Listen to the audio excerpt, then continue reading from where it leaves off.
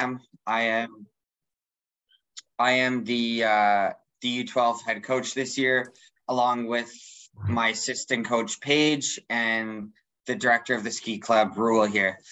The purpose of this meeting is to kind of get the year rolling and to allow everyone know Paige's and my expectations of the parents and the athletes, but also so the parents understand and know what to expect of Paige and ourselves, and also what we are looking for in terms of the season, the kids, and what is a U12 group this year is going to look like. So we've made a presentation, and I'm going to share my screen. So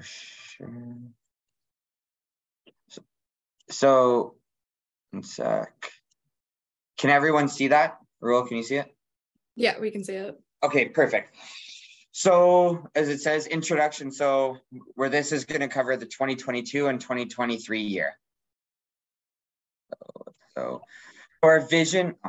So first, it's our vision. Vision inspires skiers for life. We're here to, although it is a racing club, we're also here at a U12 age to make friends for life and get kids to love the sport of skiing. Some of my best friends now are still the kids that I grew up with skiing in U12. Our mission is to deliver the resources needed to create elite ski racers, excellent skiers, and wholesome human beings through providing a supportive team environment and understanding leadership. That's your coach, Sam. I know, I saw him. As I said, we're here not just to teach the kids how to ski, but also to create life lessons with them and for them to grow from that age of being a U12 to now growing up into U14 for some. The goal is the year is to be the best program in the Lower Mainland. Obviously, you know, there's other programs, but as you guys have seen year over year, the Cypress Ski Club has grown quite a bit larger than it was about 10 years ago, even 5 years ago. So let me just, hold on. So coach responsibility. So this outlines what you parents, and if there is any athletes on here listening, what you guys can expect of Paige and myself, and even Rule. So teach the athletes in a logical sequence to use all the tools available to them in their quest to achieve training and competitive success. It's not just about the race at the end of the day. Sometimes the best day you may have is a day training, and nothing can beat that sometimes. So Paige and I are here to commit 100% to the designated training plan. Paige and I, most mornings or most evenings prior, will always meet to go over our plan for the day and what we expect out of ourselves, but more importantly, what we expect out of the kids. We're here to create and maintain a safe training environment, communicate with the athletes on any and all aspects of their individual training plans. So this includes the listening, explaining, deciding, and acting on what we want to do. A large portion of these kids at this age is communicating with the parents and communicating with parents on what we expect of the kids, their daily progress, or, you know, unfortunately it does happen.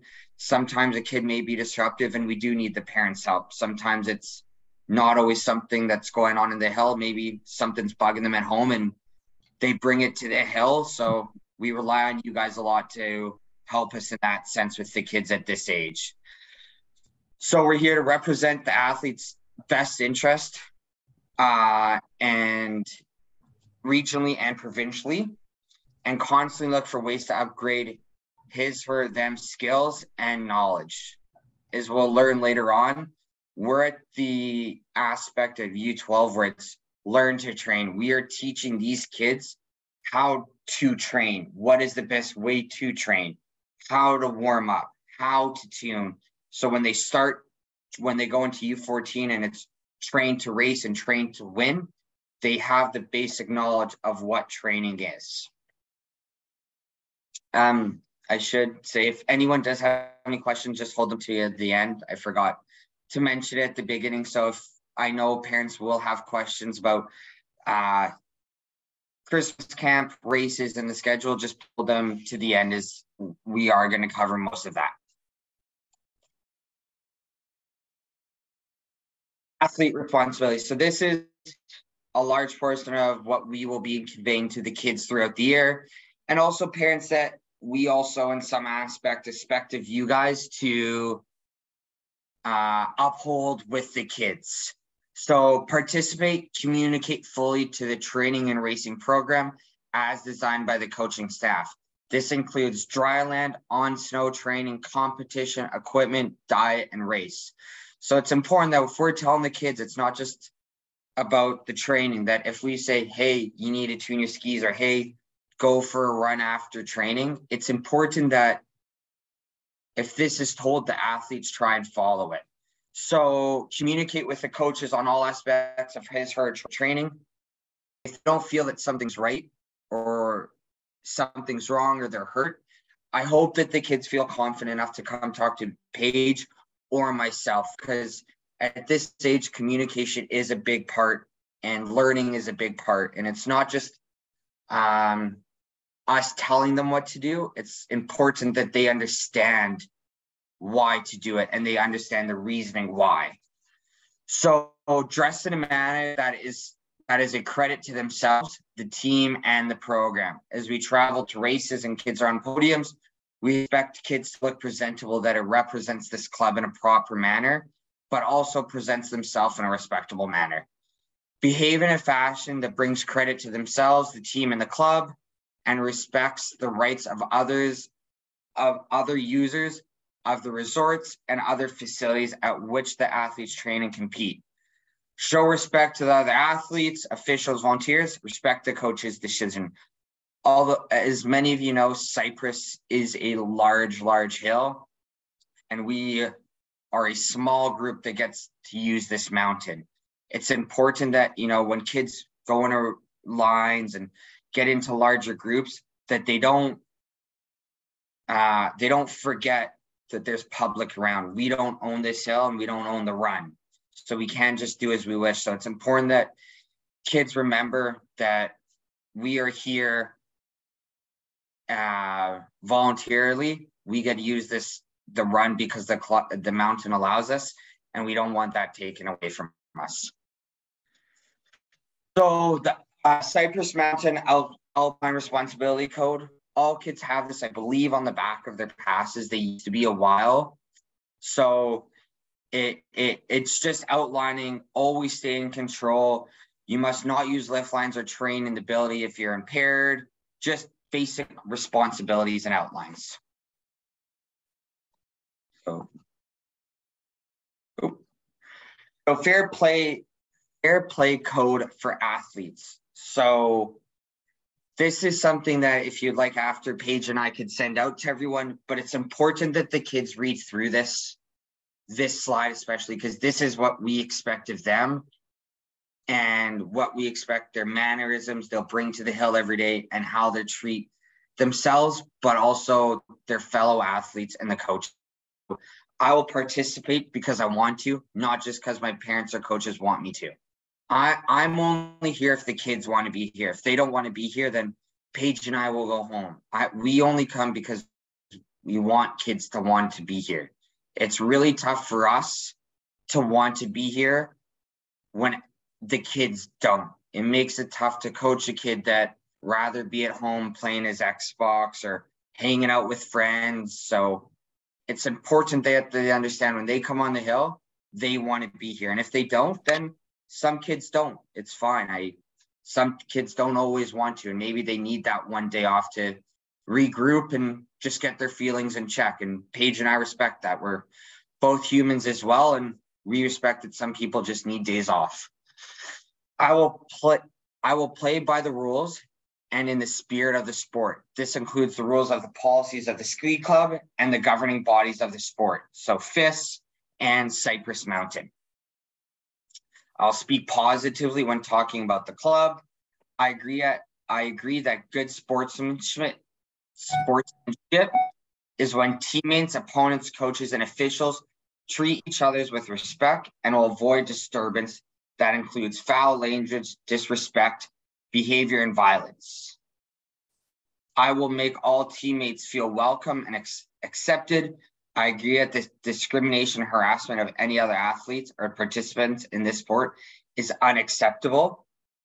To me, these are very big points. I grew up with having a little bit of a rough upbringing and was teased a lot.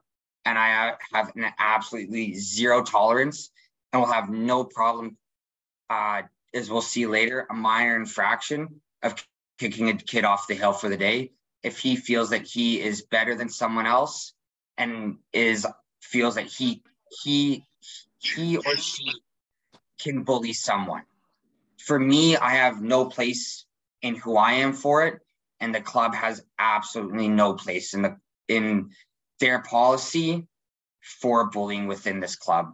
We're at an age now where it does happen, and I asked that you guys talk to the kids before, because Paige has seen and Rule has seen that for me, it's not a point of yelling or screaming at a kid. It's just, I don't tolerate it, and I will let the kids know that I will give them a warning, but if they don't respect the warning, then I will just call the parents and ask them to leave for the day.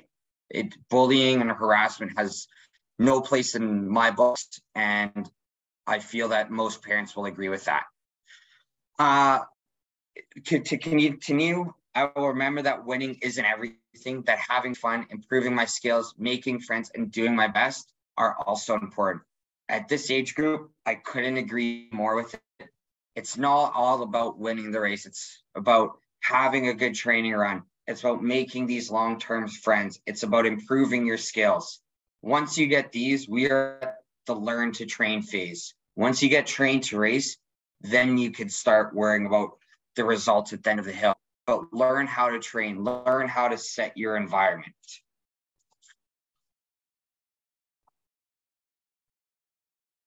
So, as I was saying before, unacceptable behavior. So repeated failure to participate in programs as designed for the athletes, refusing to follow direction of coaches, officials, or ski resort staff, refusing to wear team uniforms and insignia requested, blatant disrespect of other people and property, blatant use of foul language, bullying, discrimination, stealing, vandalism, and willful damage. Obviously, smoking and drinking, these kids at that age. Using and or encourage use of prohibited drugs. General common sense will be a guide in identifying other behaviors which are inappropriate. These are very important to me because, as some of you may or may not know, Rule is actually my U12 coach growing up. Just shows how long he's been here for. But these are very important rules for these kids to follow by, as it allows us to create a safe and inclusive training environment for these kids. If a kid feels that he's becoming bullied, it's not fair for them not to be able to come up and feel that they can have fun just as much as everyone else can. So please, if kids are listening or parents, please do pass this on. It is extremely important to myself and extremely important to Paige in this club. So this is what I was talking about earlier for disciplinary actions and penalties. So we have two things at this club. There's a minor infraction and a major infraction. So as we can read, a minor infraction has a limited impact on the athlete or athletes or individuals. So a minor infraction may result in withdrawal from training or racing privileges for a period of time, i.e. 1 or 2 days. Repeated minor infractions result in withdrawal of training and racing privileges for a longer period of time, 1 to 2 weeks, depending on the frequency and severity of repeated minor infractions.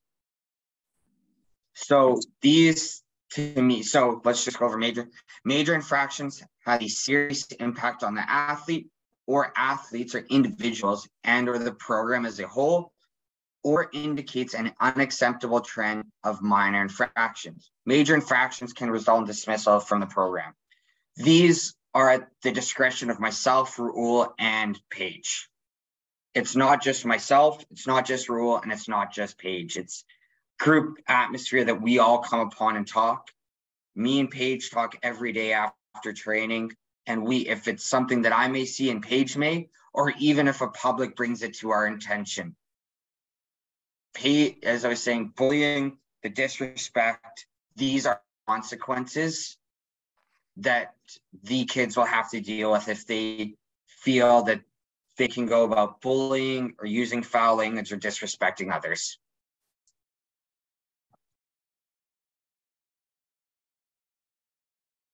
So parent responsibility. Look out for his or her child's interest as the athlete enters, participates in, and exits from the program. Monitor his, her, or his own expectations of the athlete's performance and progress, realizing that many athletes who feel they cannot meet their parents' expectations quickly lose motivation. Respect the role of the coaches and volunteers in his or her athlete's development. I know at this age it's tough. Kids do feel a lot of pressure from the parents to do well or to meet a certain goal or to meet a level that their brother or sister met while they were here. But it's important that you guys uplift the kids and keep them motivated throughout the year. Long-term development is a sport and physical activity is a framework. So this is, I was saying earlier, this is the long-term development. We're at the learn to train. So quality is a key, optimal inclusion and collaboration. So quality is a key because quality of training depends on how good the performance. Optimal is that you optimize every opportunity you may have. Inclusion is including everyone, including every opportunity you have. Collaboration is that although at the end of the day you cross the finish line yourself, at the end of the day it is also a team sport.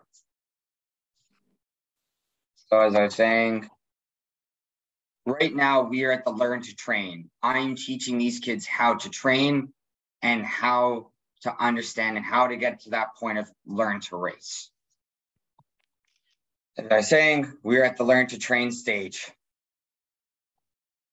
It's been the fundamental skills of a wide range of the sports and its activities, ensure the environment promotes and supports fun and friendship, take into account individuals' various variations in physical, psychological, cognitive, and emotional and moral development. Introduction to formal local competition. Okay, so pathways right now is we're at a club. The next is when you get to FIST and U21 is the BC team and club teams. Then you move from a club to college and national teams. So let me just go through this one sec. Rule, what are we going to do if the time expires? Rule there. Not sure. Okay. Yeah, U12. excuse me. Yeah, I just saw that. I don't know what happened there.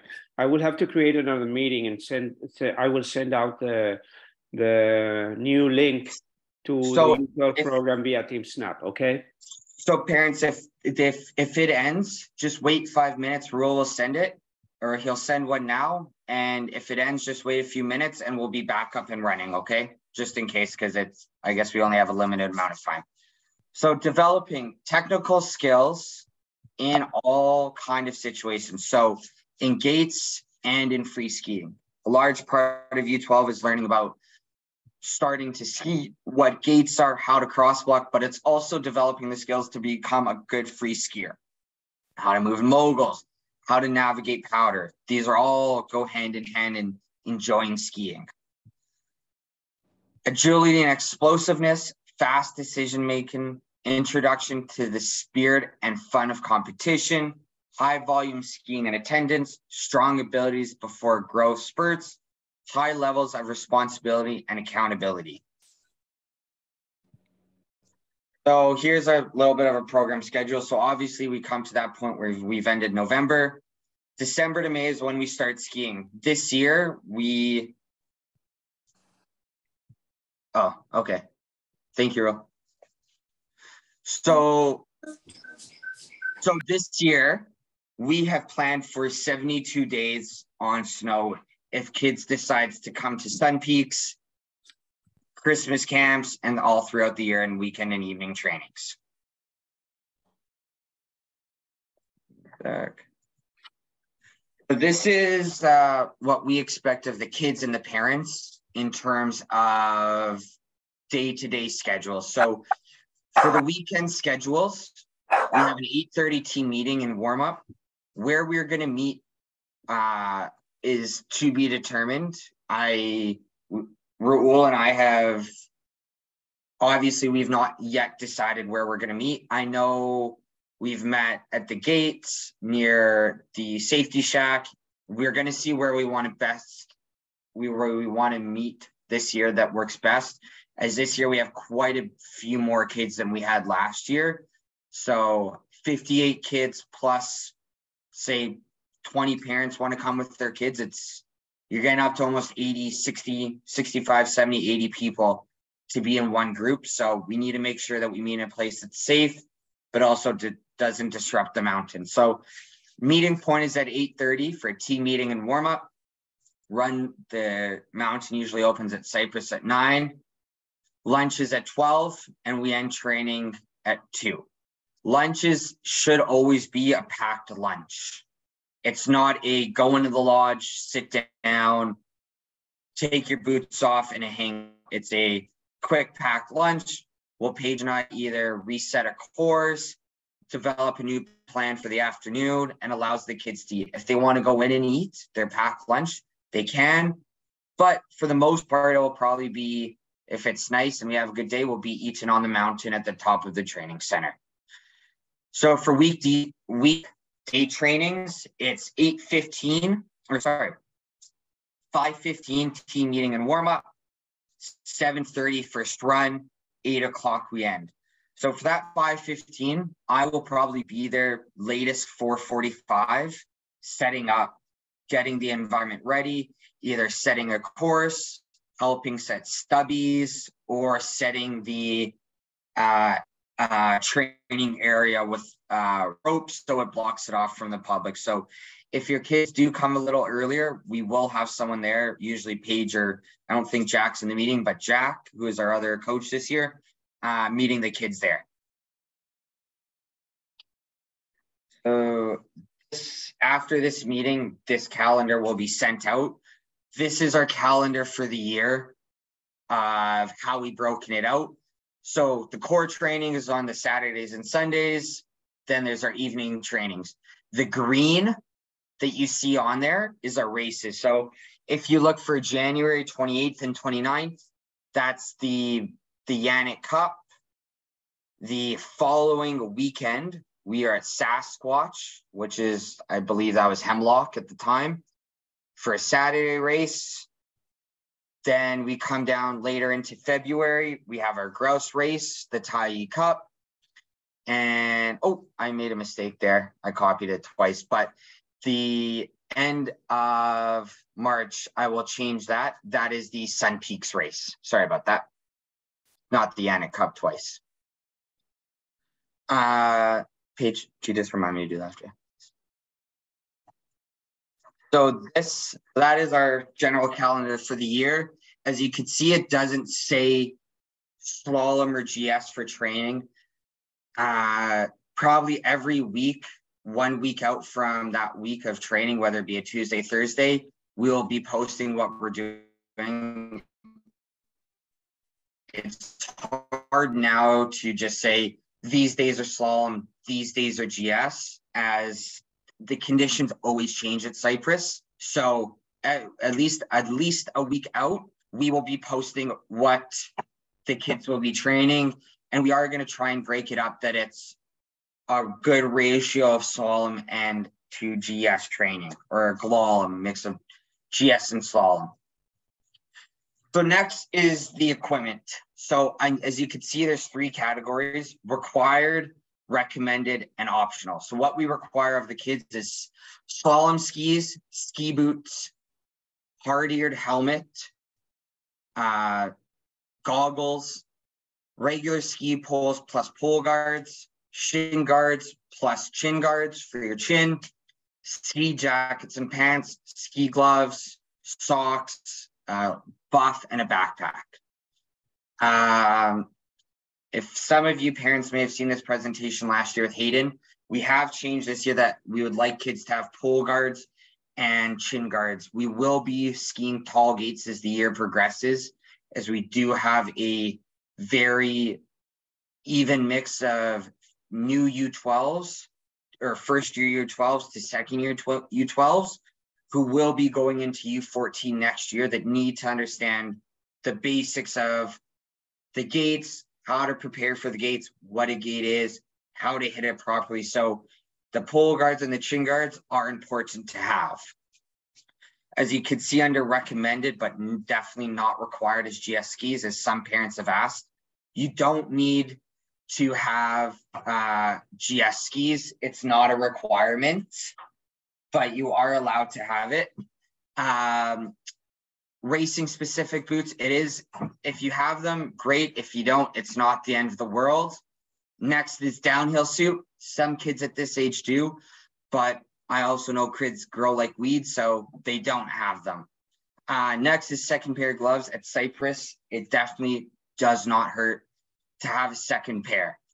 And then the last one is optional. So all mountain powder skis, some kids do, some don't. Second pair of backup skis, GS poles, and a padded racing gloves. Padded racing gloves at this age really aren't. Maybe when you start getting a little older, it does, but at this time we don't. And that is the end of our presentation. So let me just exit that. So this is our year that Paige and myself and Rule have planned. Obviously, I know some parents have questions. So I think the best is that you raise your hand, Rule, would you say, and then I'll unmute you.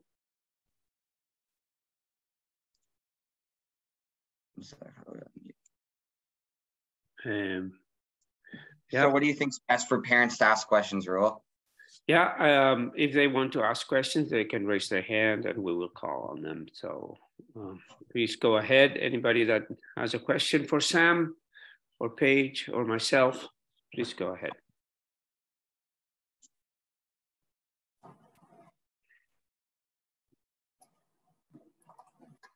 So I see one parent has asked a question here in the chat. So do first year U12s also need chin guards? Yes. So yes, it is important that they have it. Yeah. We will Unmute yourself now. Yeah, we will be setting courses that are tall gates, and I'd like for these U12s to first years, they may not always go in it. Some are at different levels that some may be ready and some may not be. So as an overall rule, I would like the U12s in general to have a chin guard. Let me see. I don't know. Get rid of this now. If you've raised your hand, please unmute yourself and ask the question. It's if you have a question, please ask me. Chris, I saw you had your hand up. Did you want to ask a question? Sorry, yes. Yes, I do, thanks. I was just wondering, with the coming Christmas winter break camps, is there an amount of days that you guys recommend we sign up kids for? Is there a limit to how many days we can sign up the kids for? Yeah, of course, great question. So the Christmas camp is included in everyone's fee that they pay for the U12 program. If you want to come to one day or both camps, I'm more than happy to have the kids. The reason we open it up is that we know a lot of parents will be away or a lot of kids go away during this time. So right now we have some kids signed up, not a lot, But if your kid wants to come to all the days or just one, it's up to them. We are happy to have them at all. Yeah. Yes, Perfect. Vlad. That information. No worries. Go ahead, Vlad. Please ask your question. Hi, Sam. I suppose as it comes to no surprise to Raul or Virginia or others, I have multiple questions always. No, no worries. One question is, and I just wanted to follow up on that equipment, because that's a change sort of year on year. Yep. While Bara was not in U12, she's first year U12. Like, it's quite a bit of of new equipment that's required, and you know, speaking for Bara, I suppose for also other kids, we are not sure that she will be racing sort of going forward, right? It's essentially a tryout year, and like hard-eared sort of helmets, all the guards, like, and it's also a lot of money. Yeah, no. So obviously, I understand. When you buy a POC helmet these days, hard-ear, I think it always comes with a chin guard these days, or some helmets. The pole guards, I know I have bought all mine secondhand, but they aren't the most expensive. But however, I do agree with that point. But I have to please to the masses of this group of the 58 kids that we have in this program this year. And as much as I want to say I may have a group that may not be in gates, I may very well much. There may be days that I take the kids that aren't ready to ski gates, but I don't want to limit someone to not skiing gates because they don't have the equipment. Because I'm here to take that kid from this level to the level that they'll be at U14 for 30. And I have to appease to the masses of this. So if it's something that you guys aren't sure that, you're going to ski next year, then I can't speak to it. All I could say is that the only thing that's changed on that slide that I was showing was that I asked kids to have the chin guard and the pole guards, just so when I do set gates, the first years may not know how to do it. That's fine. But if they are going to want to ski, it's an important aspect for them to learn. And no, I understand that. And I think it makes sense. It's just like, and maybe it's my, I understood that the first year essentially is continuation, and the second year is when sort of the specific racing gear is sort of introduced, and that. But it's just maybe like because for me it's the first time I hear about it. And it might be my mistake. It just may take a while before we get there. And Vlad, please, like, I'm not expecting to be putting kids in gates January 7th. That's not my expectation. I don't expect me to have gates and kids in gates till truly potentially even mid-February, depending on how much snow we even have. It's not, I'm not, by no means am I saying by January 5th, Vlad, you have to have all the gear. By no means. Like, there's going to be a large progression of working up in brushes or just free skiing, then to brushes, stubbies, maybe back to free skiing. Then maybe I'll do stubbies again. And then maybe I'll introduce some gates to the kids. And even that may just be 1, 2, 3 gates, just so they understand how to just ski around them before. So by no means, if you have it tomorrow, great, or if you have it at the end of March, it's, to me, it's No, I get it. No, and I think that makes sense. Yeah. Yes, Ro. I think that is important what Sam has just said. We don't require that you have the equipment on January 1st, but definitely as the kids learn and start getting better and understand that that they want to continue, then we can look in ways that we can get equipment that is not that expensive, that is used. There's a lot of used equipment around, because people at this age, they grow a lot. And so there's a lot of used equipment that is used one season and it's still good for another 4 or 5, so we can help you out in that. And as we all work together, we will make sure that our kids, if they want to progress, then they will need the equipment eventually for the safety. So Yeah, it also depends on the kids' commitment. If they want to continue, we'll find a way. Yeah, no, that makes sense. And Sam, maybe can you comment a bit on like short question is like, are you going to have your own group, or Paige is going to have her own group, or general, like how are you planning to sort of do the training environment? Like, is it that each group will have its own coach for the for each day, or like how is it going to change that? There's a few more coaches I'm waiting to hear on whether their availability is. And that's really going to decide how I depict and how I want to do it. How of right now I seeing it work. And for the beginning of the season, it will probably go to how you said. There will be groups. Those groups, Paige would have Saturday and Sunday. Maybe for the next Saturday and Sunday as well. Myself, Jack, and Dylan, the fourth coach. But as the season progresses and we start doing a few more stubbies and a few more drill runs and a few more brushies runs, and Paige, or what's that slow chair that they use again? Midway. We're going to start letting the kids lap and setting stuff there. And the goal is that, Paige and Jack will lap with these athletes, and myself and Rule maybe at the bottom talking to kids, advising, oh, try this next run or try this next run. So as the year progresses, it's slowly going to change. But for right now, we have it that kids will be with said coach for hopefully the Saturday and Sunday. For the first few weeks of January, once we're back to the schedule after Christmas, it's going to be a little bit of a toss up, how many kids come, as I think this year we have 58 signed up. I'm shocked if each day, if I have 58 kids come. So it may only be 40 kids that show that are split over 4 coaches. So, yeah.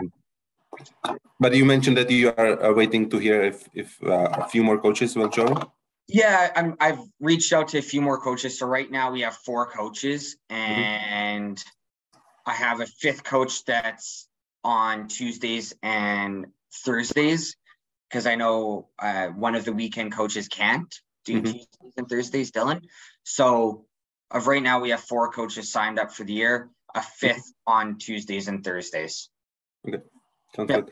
And so for the moment, last question. It's probably more towards Raul. Like, has there been any discussion or agreement with the mountain about the midway chair and sort of getting the training center sort of groomed for us? Or like, because last year it was quite often, and not the best shape for trainings. It didn't affect me last year that much because Bara was in U10, but I think for U12 it's more important. Well, yeah, we had a meeting with the mountain. Midway is going to run, but we never know exactly when it's going to run. Sometimes they don't run it. It depends. That they had a lot of issues with staffing last season. We did express our concern about it not running on the weekends because it's really important for us. Yeah. And yes, the training center is a dedicated space for us, but it is inserted into the schedule for grooming every day, every weekend. But of course, the priority for general public takes precedence for them. So it's kind of difficult for us to really pressure that much, but it is on the table. Our demands are on the table, and I hope that we get good training this year. But it's an ongoing thing. It's every week. Yeah. No, and if there's anything we can, as parents, we can help. Then let us know. I suppose there's probably not much, but if there's any way we can support those demands, then let us know.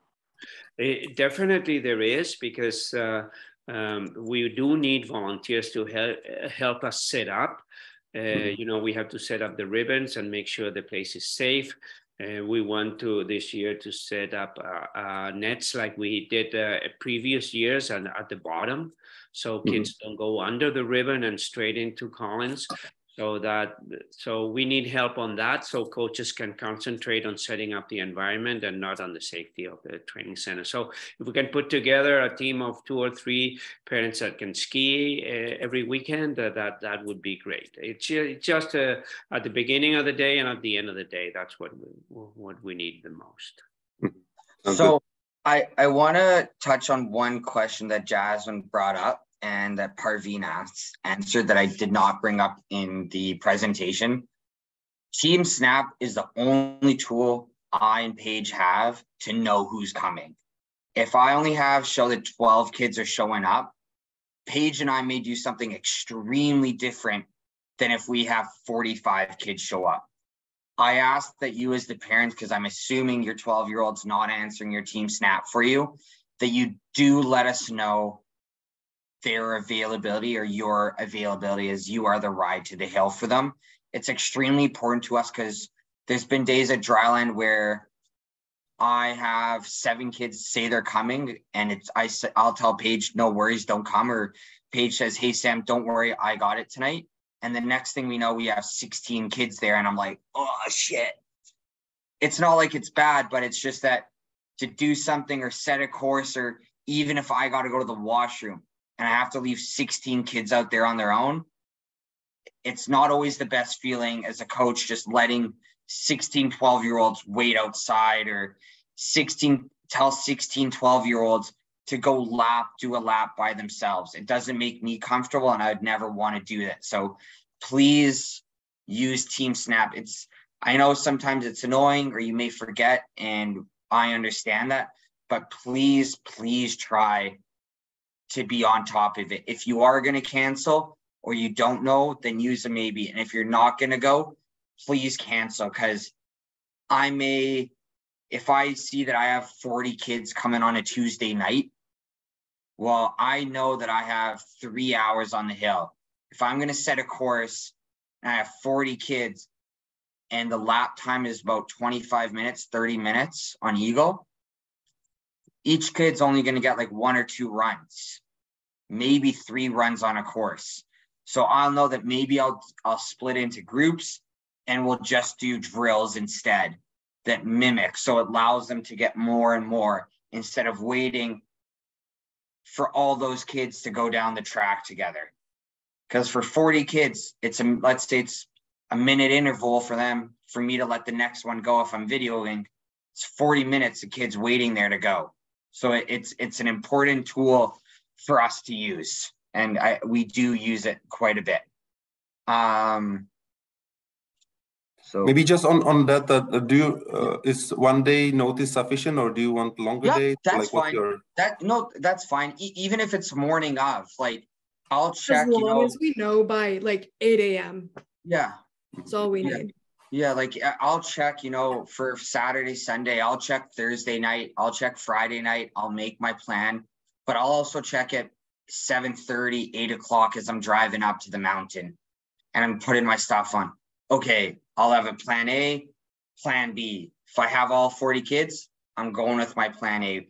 If it goes down to 20, okay, I got my plan B and we'll go with plan B. So it is an important tool for us to use. So 1 second. Maybe just putting my parent volunteer hat on, I would suggest all parents to update it on the evening, just because like changing plans at 8 a.m. is probably not ideal for the coaches. So yeah. I would encourage do it as soon as possible.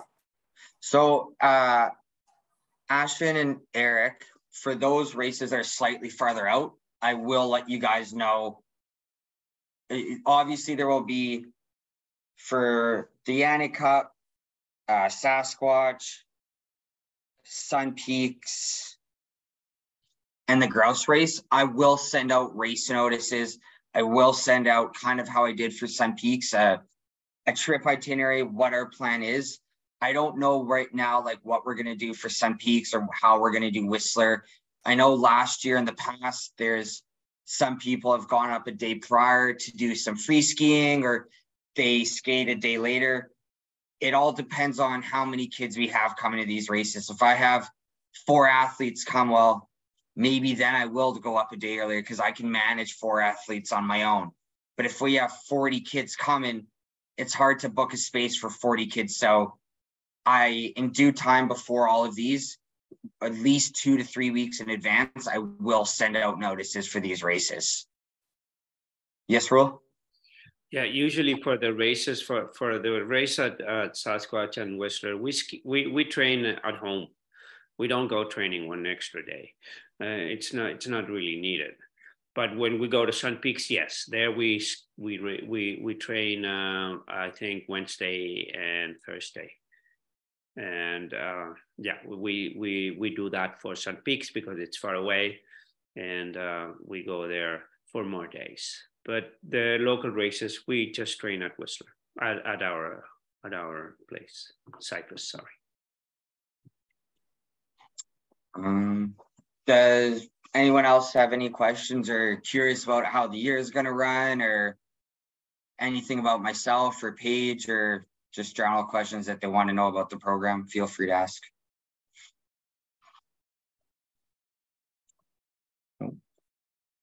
Anyone? Nope. Okay, if no one else has any questions, it's a Wednesday night at 7 o'clock. I highly doubt anyone else wants to be here much later. So thank you very much, parents, for coming out. Thank you for entrusting myself, Paige, and Rule in the progression of your kids this year. I appreciate all your support. I know the beginning of this year started off on an uneasy note for some parents.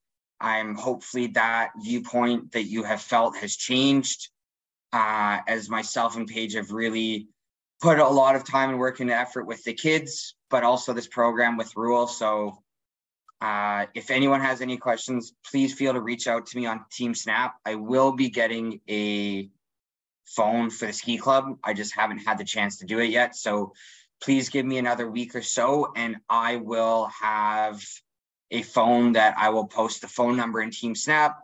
So God forbid there's emergency from a parent standpoint or an athlete standpoint, you have my phone number. Otherwise, Team Snap is the absolute easiest way in a chat or direct message me to get a hold of me. So thank you for everyone entrusting Paige and I with your kids this year and the other coaches. And we're looking forward to a good year with them. See you guys. Enjoy your evening.